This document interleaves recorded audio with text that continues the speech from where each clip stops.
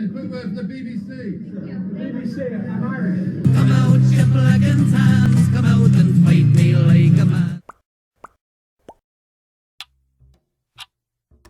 Who were the Black and Tans? The Black and Tans is the unofficial name given to a regiment of British soldiers augmented into the IRC, or the Royal Irish Constabulary, who at that time were fighting against the IRA, the Irish Republican Army, during the Anglo-Irish War, which would determine the fate of Ireland from 1919 onwards. The Black and Tans were created in 1920 to help the Irish police forces in a very difficult struggle against the guerrilla IRA.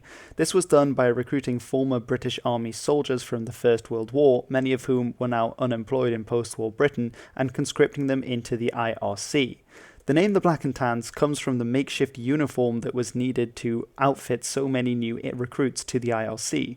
The black part comes from the dark green, which often was seen as black by the IRA, and so they were called the Black, as well as having the khaki of the British Army, which was substituted instead of the dark green, which made for a mismatched outfit, and this became the tan in the Black and Tans name. While the IRC was made up of mostly Irishmen in service of the Crown, some 10,000 new of these Black and Tans members were conscripted from 1920 onwards from other parts of the United Kingdom. The historian David Leeson said that the average Black and Tan was in his early 20s and relatively short in stature. He was an unmarried Protestant from London or the home counties who had fought in the British Army, and he was a working class man with few skills. The Black and Tans were deployed all throughout Ireland, serving under the RIC, but particularly in the southern and western areas where fighting was the heaviest in the countryside. The IRA proved to be a formidable opponent, using the countryside and guerrilla tactics to perform hit-and-run attacks before melting back into the local population. As such, a lot of the time through frustration as well as pure intimidation tactics, the Black and Tans became infamous for their attacks against villages and innocent people, often using brutality and scare tactics. Some of this might have come from the fact that they were World War I veterans, and the role of post-traumatic stress disorder that may have played a part in this has recently come more to the fore after having witnessed the horrors of the trenches. In 1920, a particularly egregious act was the murdering of the Catholic minister Michael Griffin when his body was found in a bog, leading to wide protests throughout Ireland.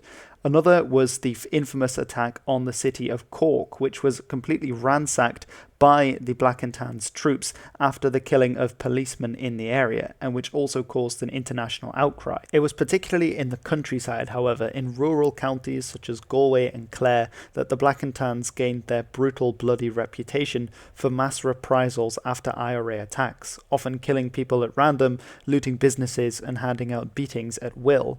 This was something that the British government actually actively encouraged a lot of the time because they thought that it would help beat the Irish population into submission and turn them against the IRA. In actual fact, every time the Black and Tans committed such an atrocity, more Irish people went over to the side of the IRA and saw them as the only solution for driving out the Black and Tans and the British government that was letting them run around committing atrocities at will.